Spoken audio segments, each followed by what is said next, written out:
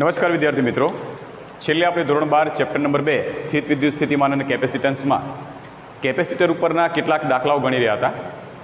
આજે આપણે કેપેસિટર ઉપરના જ પણ કેટલાક થોડા વધારાના દાખલાઓ લઈએ.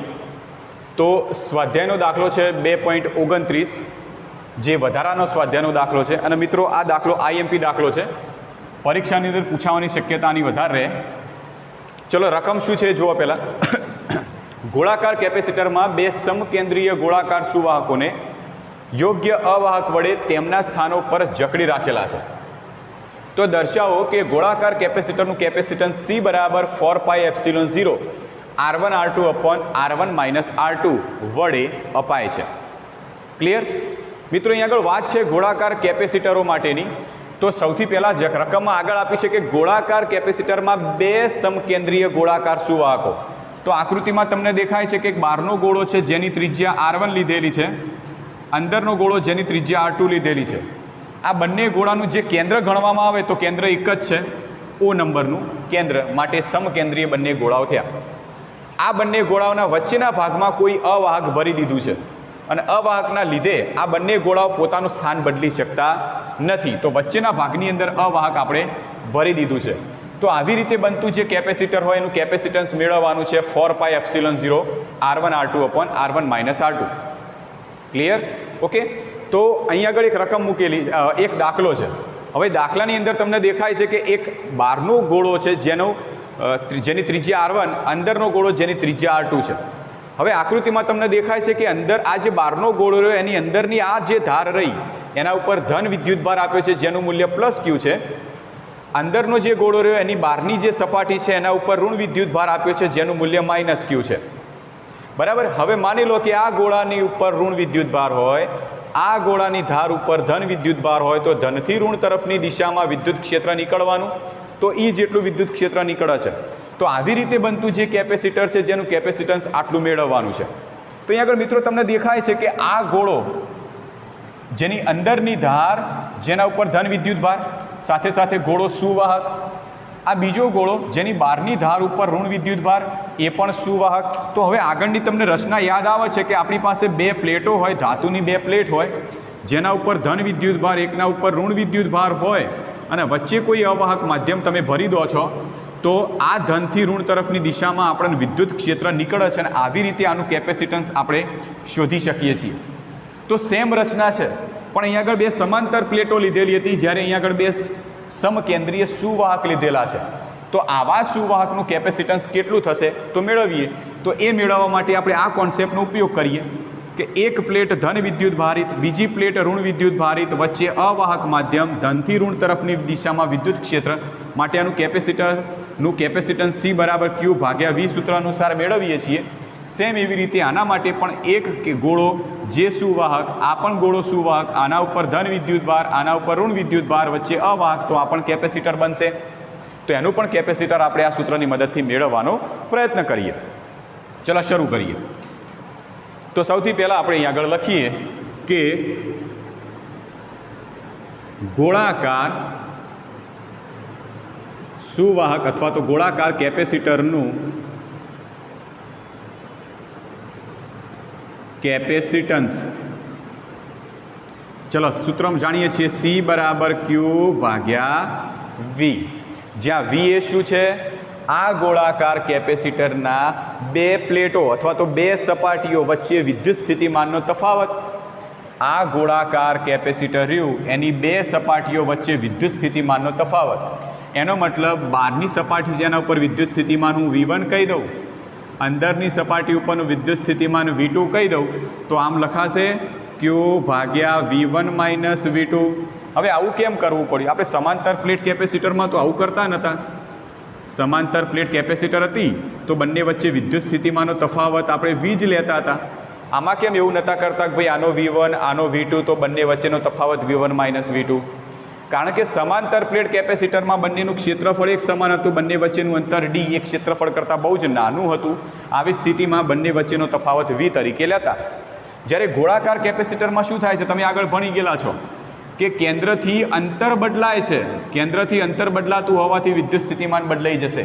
અને વિદ્યુત સ્થિતિમાન બદલાઈ જશે માટે આવા ગોળાનું કેપેસિટર તમારે મેળવવું હોય કેપેસિટન્સ તો બંને ગોળાઓની જે સુવાહક સપાટીઓ છે એના વચ્ચેના વિદ્યુત સ્થિતિમાનનો તફાવત સ્વરૂપે મેળવવું પડે, બરાબર. માટે કહી શકાય V1 માઇનસ V2. ચલો શરૂ કરીએ, V1ની કિંમત શોધીએ. તો V1 શું છે? બહારના ગોળા ઉપરના કોઈ પણ બિંદુએ વિદ્યુત સ્થિતિમાન,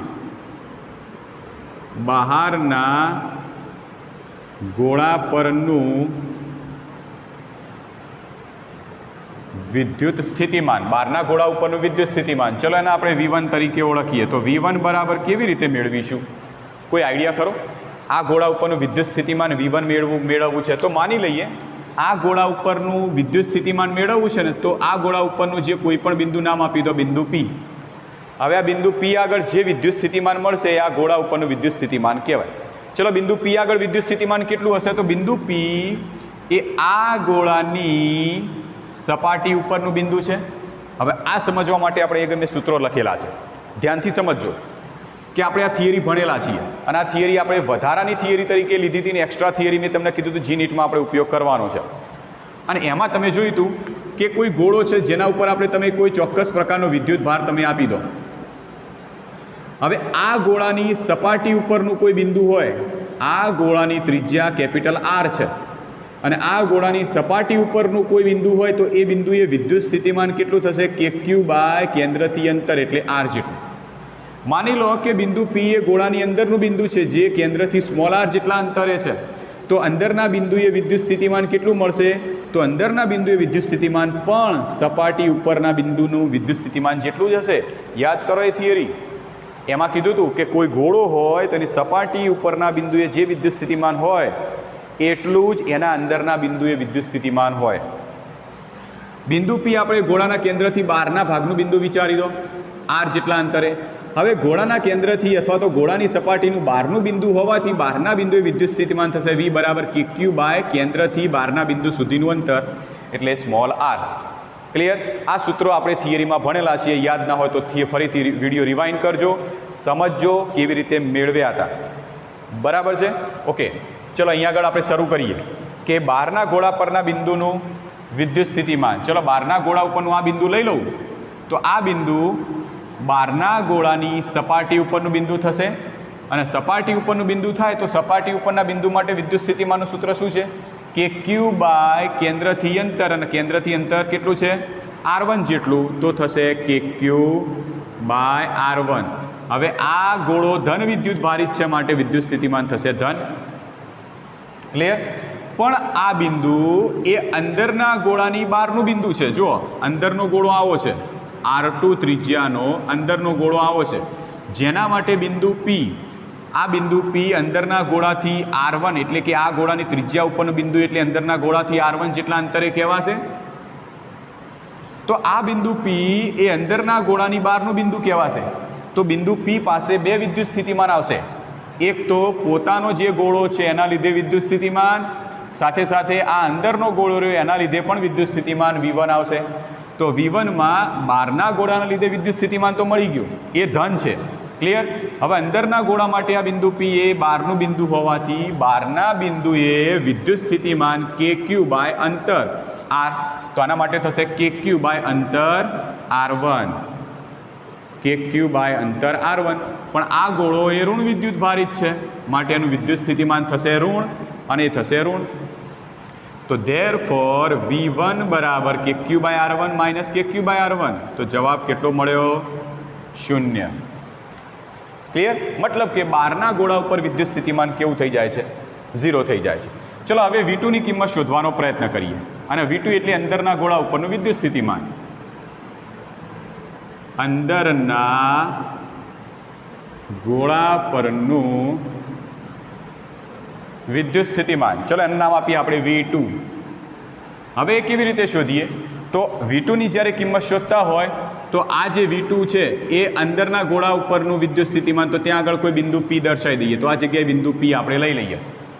હવે આ જે બિંદુ P છે એ અંદરના ગોળાની સપાટી ઉપરનું બિંદુ કહેવાશે અને સપાટી ઉપરના બિંદુ માટે વિદ્યુત સ્થિતિમાન થાય KQ બાય અંતર, અને અંતર એટલે આ ગોળાની ત્રિજ્યા જે છે R2. તો એ કિંમત કેટલી થશે? KQ by R2. પણ અંદરનો ગોળો ઋણ વિદ્યુત ભારિત છે માટે ઋણ. ક્લિયર? હવે આ જે બિંદુ P છે એના અંદરના ગોળાને લીધે વિદ્યુત સ્થિતિમાન હશે, સાથે સાથે બહારના ગોળાને લીધે પણ વિદ્યુત સ્થિતિમાન હશે. અંદરના ગોળાનું વિદ્યુત સ્થિતિમાન KQ/R2, પણ બહારના ગોળાને લીધે બિંદુ P આગળનું વિદ્યુત સ્થિતિમાન કેટલું હશે? તો વિચારો કે બિંદુ P એ બહારના ગોળાની અંદરનું બિંદુ છે, અંદરનું બિંદુ જે R2 જેટલા અંતરે છે. પણ આપણે કીધું હતું કે અંદરનું કોઈ પણ બિંદુ હોય તો ત્યાં આગળ વિદ્યુત સ્થિતિમાન સપાટી, આ ગોળાની સપાટી ઉપરના વિદ્યુત સ્થિતિમાન જેટલું થાય. તો આ ગોળાની સપાટી ઉપરનું વિદ્યુત સ્થિતિમાન તો KQ/R1 છે. તો અંદરનું કોઈ પણ જગ્યાએ તમે બિંદુ લઈ લો, બધી જગ્યાએ વિદ્યુત સ્થિતિમાન કેટલું થશે? KQ/R1. અને ધન ગોળો છે માટે કિંમત આવશે ધન. ક્લિયર? ચલો અહીંયા આગળ કિંમત મેળવીએ તો V2 બરાબર, એક કામ કરીએ, KQ કોમન લઈ લઈએ. તો આ પહેલાં લખીએ પદ, તો 1/R1 માઇનસ 1/R2. ઓકે, ચલો આ આપણને V2ની એક બીજી કિંમત મળી ગઈ છે. અથવા તમે લસા લઈ અને પણ બનાવી શકો. આવા બંને કિંમતો, આને કહીએ સમીકરણ 1, સમીકરણ 1માં મૂકી દઈએ. તો બંને કિંમતો સમીકરણ 1માં મૂકવાથી શું થશે? ચેક કરીએ. ચલો તો અહીંયા લખીએ, ગોળાકાર કેપેસિટરનું કેપેસિટન્સ, ચલો C બરાબર Q/V1 માઇનસ V2. તો Q/V1 તરીકે 0 અને V2 તરીકે કિંમત છે KQ કૌંસમાં 1/R1 માઇનસ 1/R2. હવે અહીંયા 0 માઇનસ કરો અથવા તો એકલા માઇનસ કરીને લખો તો પણ ચાલે. અને Q કેન્સલ, તો વધ્યા 1/K, 1/R1 minus 1/R2 minus, ચલો K તરીકે લઈ લો. K તરીકે આપણે કિંમત લઈ લઈએ 1/4πε0. ઓકે, તો K તરીકે લઈ લઈએ કિંમત 1/4πε0. 1/R1 માઇનસ 1/R2 આનો લસા લઈ લો તો શું થશે? R2 માઇનસ R1 છેદમાં R1 R2. હવે આ જે પદ છેદના એ છેદમાં છે તો જાય અંશમાં, તો 4πε0. આ પણ છેદના એ છેદમાં તો જાય અંશમાં, R1 R2 અને છેદ વધ્યા શું છેદમાં? R2 minus R1. પણ આ માઇનસ તો હતા જ ઓલરેડી. હવે આને પદ બંને ઉલટાઈ નાખો, R2 માઇનસ R1 બદલે R1 માઇનસ R2 કરી દો તો એ -12 આવશે. અને આ બીજા માઇનસ એટલે માઇનસ માઇનસ પ્લસ, તો થઈ જશે 4πε0 R1 R2 upon R1 minus R2. તો આ કિંમત કોની મળી? ગોળાકાર કેપેસિટરના કેપેસિટન્સની કિંમત મળી. આ સૂત્ર યાદ રાખવાનું છે. જેમ આપણે કેપેસિટરનું એક સૂત્ર યાદ રાખ્યું, ε0A/D C બરાબર Q/V, એવી જ રીતે યાદ રાખવાનું છે 4πε0 R1 R2 upon R1 minus R2 ગોળાકાર કેપેસિટર માટે. ક્લિયર? તો એકદમ ઇઝી રીતે દાખલો ગણ્યો છે.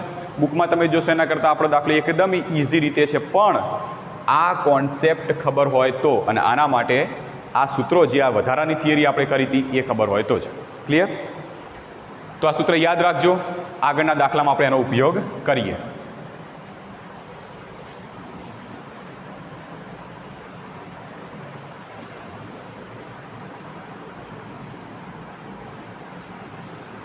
હવે દાખલા નંબર લઈએ 2.30. વધારાના સ્વાધ્યાયનો દાખલો છે 2.30મો.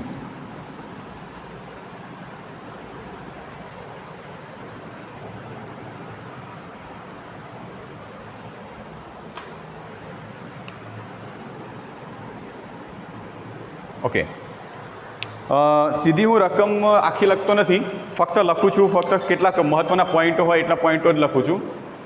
બરાબર છે? કેટલાક પોઈન્ટો જ લખું છું. જેમ કે કિંમતો હોય એ કિંમતો જ લખું છું, આખી રકમ નહીં લખતો, પણ રકમ બોલું છું, ધ્યાનથી સાંભળજો. રકમ આ પ્રમાણે આપેલી છે કે એક ગોળાકાર કેપેસિટરના અંદરના ગોળાની ત્રિજ્યા, હવે આ આકૃતિ યાદ રાખજો, આ આકૃતિ જોજો, હું વધારાના બધા પોઈન્ટો કાઢી નાખું એટલે તમને બહુ ગૂંચવાડવાળી ના લાગે. ઓકે ઓકે, આ રીતે રચના છે, સાંભળજો. આ જ આકૃતિ, એક ગોળાકાર કેપેસિટરના અંદરના ગોળાની ત્રિજ્યા 12 સેન્ટીમીટર. હવે અંદરના ગોળાની ત્રિજ્યાને આપણે કઈ સંજ્ઞાથી દર્શાવેલા છે? R2.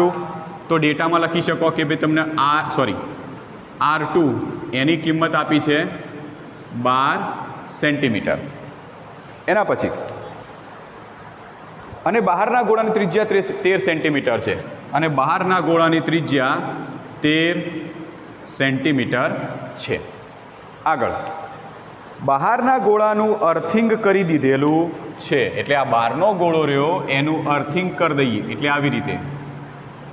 અને યાદ રાખો મિત્રો કે જ્યારે તમે કોઈ ગોળાનું કોઈ પણ ભાગનું અર્થિંગ કરી નાખો એટલે એનો મતલબ એ ભાગનું વિદ્યુત સ્થિતિમાન શૂન્ય થાય.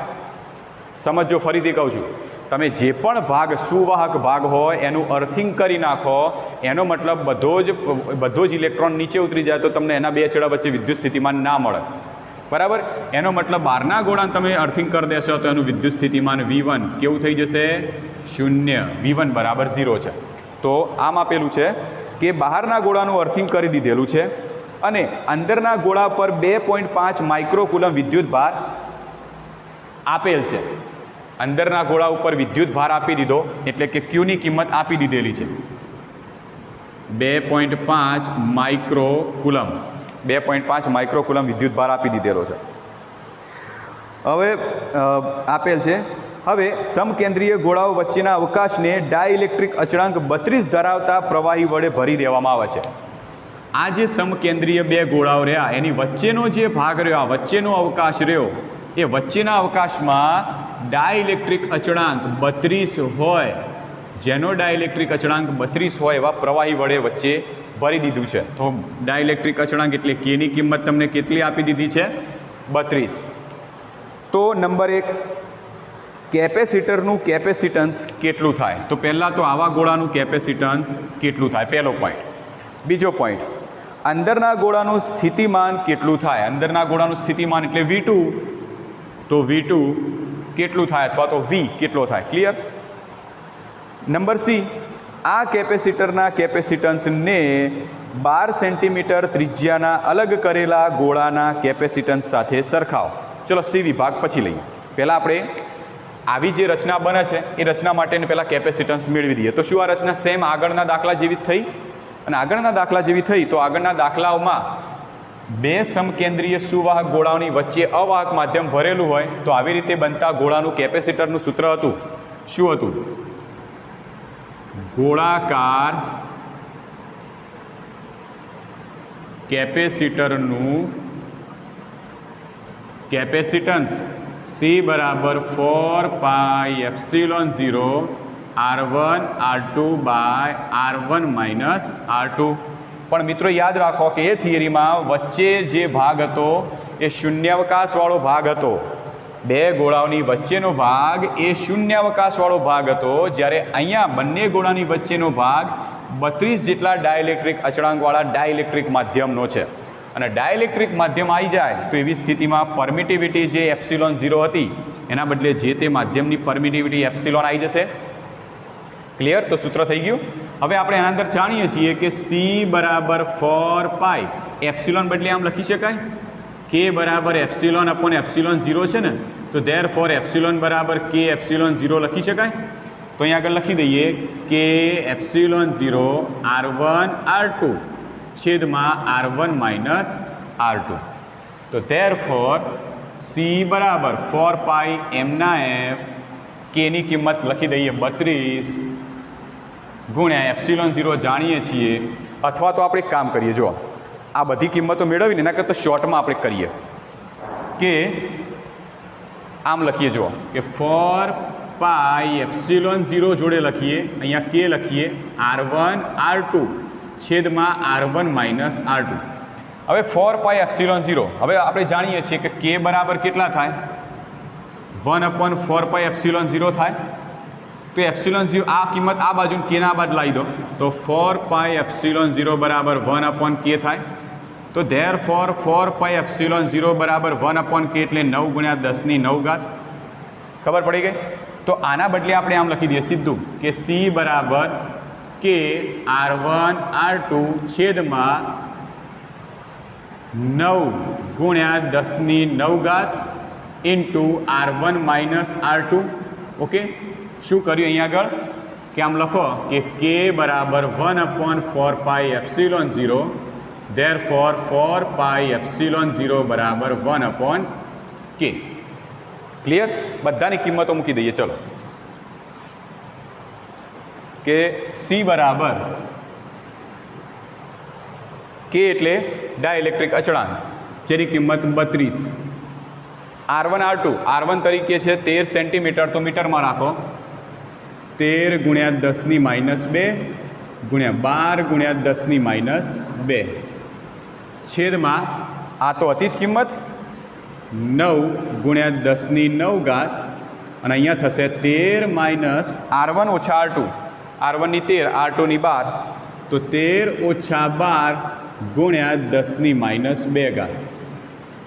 આનું કેલ્ક્યુલેશન કરો અને જવાબ લાવો તો લગભગ તમને જવાબ મળશે આનો 5.5 ગુણ્યા 10⁻⁹. 5.5 ગુણ્યા 10⁻⁹, સી છે એટલે ફેરાડે, એફ. ક્લિયર? તો કેપેસિટન્સ મળી ગયું. ક્યારે મળ્યું? આ સૂત્ર આપણે સીધું જાણતા ત્યારે. ચલો બીજી કિંમત મેળવવાની છે કઈ? કે અંદરનો જે ગોળો રહ્યો એના ઉપરનું વિદ્યુત સ્થિતિમાન. તો બીજો પોઈન્ટ લખીએ. આના આપણે બી નંબરનો પોઈન્ટ કહીએ, આ એ નંબરનો. અંદરના ગોળા પરનું વિદ્યુત સ્થિતિમાન, તો સી બરાબર ક્યુ ભાગ્યા વી સૂત્રનો ઉપયોગ કરીએ તો ક્યુ ભાગ્યા V1 - V2, પણ V1ની કિંમત કેવી છે? 0 થઈ ગઈ છે, તો ફક્ત V2ની જ કિંમત આવશે. અને V2 ઉપરનો વિદ્યુત ભાર ઋણ વિદ્યુત ભાર છે, માટે વિદ્યુત સ્થિતિમાન પણ ઋણ, અને આ ઋણ હતા તો થઈ જશે કિંમત ધન. તો તમે આના બદલે સીધું આ સૂત્ર પણ વાપરી શકો. બરાબર? તો સીધું આપણે આ સૂત્ર જ લઈએ. ઓકે, ચલો તો V બરાબર ક્યુ ભાગ્યા સી. ક્યુની કિંમત વિદ્યુત ભાર કેટલો છે? 2.5 માઇક્રોકુલમ, તો 2.5 ગુણ્યા 10⁻⁶ માઇક્રોકુલમ એટલે, અને સી એટલે કેપેસિટન્સ. તો ગોળાનું કેપેસિટન્સ કેટલું આવ્યું? 5.5 ગુણ્યા 10⁻⁹. તો આનો તમને જવાબ મળશે 4.5 ગુણ્યા 10⁵. 4.5 ગુણ્યા 10⁵ વિદ્યુત સ્થિતિમાન છે, માટે વી. તો આ બીજી કિંમત આપણે મળી ગઈ. હવે ત્રીજી કિંમત જો સી વિભાગ શું શોધવાનો કીધો છે? સી વિભાગમાં સમજજો કે આ કેપેસિટરના કેપેસિટન્સને, આ કેપેસિટરનું કેપેસિટન્સ કેટલું આવ્યું? 5.5 ગુણ્યા 10⁹ ફેરાડ, 10⁻⁹ ફેરાડે.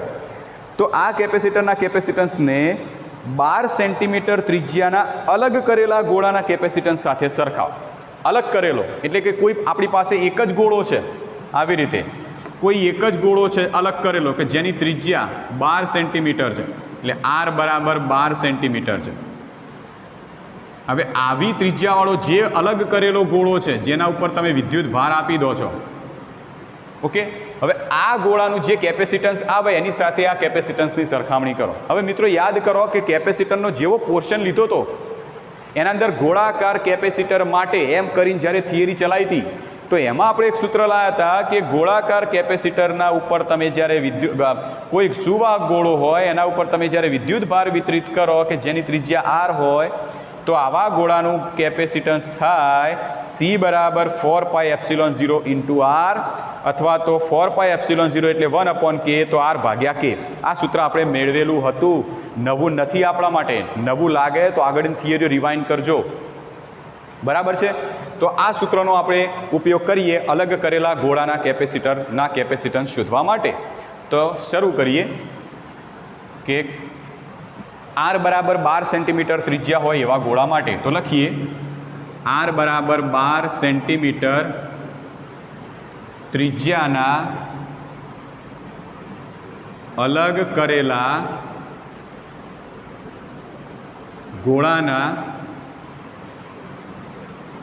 ગોળાનું કેપેસિટન્સ. તો સૂત્ર શું છે કે C બરાબર 4πε0 × R. ધેરફોર C બરાબર 4πε0 અથવા તો 1/k પણ કહી શકો, અથવા તો સૂત્ર આમ લખો R/k. સી બરાબર આર તરીકે ત્રિજ્યા 12 સેન્ટીમીટર, તો 12 ગુણ્યા 10⁻2 છેદમાં કે તરીકે 9 ગુણ્યા 10⁹ ધેરફોર સી બરાબર કેટલા મળ્યા? તો સી બરાબર આવશે 1.3 ગુણ્યા 10⁻11, 1.3 ગુણ્યા 10⁻11 ફેરાડે. તો આનું કેપેસિટન્સ કેટલું આવ્યું? 1.3 ગુણ્યા 10⁻11 ફેરાડે. હવે રકમમાં શું કીધું છે કે એને આ કેપેસિટન્સ સાથે સરખામણી કરો. ચલો આને આપણે સી ડેશ નામ આપી દેવું, નહીંતર બંને સી થઈ જશે. આને સી ડેશ નામ આપી. હવે આ કેપેસિટરની આની સાથે સરખામણી કરો તો નીચે લખીએ કે સી ભાગ્યા સી ડેશ. ચલો સીની કિંમત સરખામણી કરો એટલે ગુણોત્તર લઈ લો. 5.5 ગુણ્યા 10⁻9 અને છેદમાં 1.3 ગુણ્યા 10⁻11. બરાબર. આનો તમે જવાબ લાવશો તો જવાબ મળશે 413.5 અથવા તો 4.135 ગુણ્યા 10⁻2. 4.135 ગુણ્યા 10⁻2 એકમ તો આવશે નહીં, ગુણોત્તર છે. તો આમ લખાશે ધેરફોર સી ભાગ્યા સી ડેશ બરાબર 10⁻2 છે, એના બદલે 413.5 લખી દઉં. તો આમ લખાય કે સી બરાબર 413.5 સી ડેશ. એનો મતલબ શું થયો કે ગોળાકાર કેપેસિટરનું કેપેસિટન્સ એ અલગ કરેલા ગોળાના કેપેસિટન્સ કરતાં 413.5 ગણું વધારે મળ્યું. સરખામણી કરવાની કીધી છે એટલે સરખામણી કરી. ક્લિયર? ઓકે. તો એકદમ ઇઝી દાખલાઓ છે. આપણે જો તમને પેલો આ દાખલો આગળનો ખબર પડે તો આ પણ આપણે આરામથી ગણી શકીએ છીએ.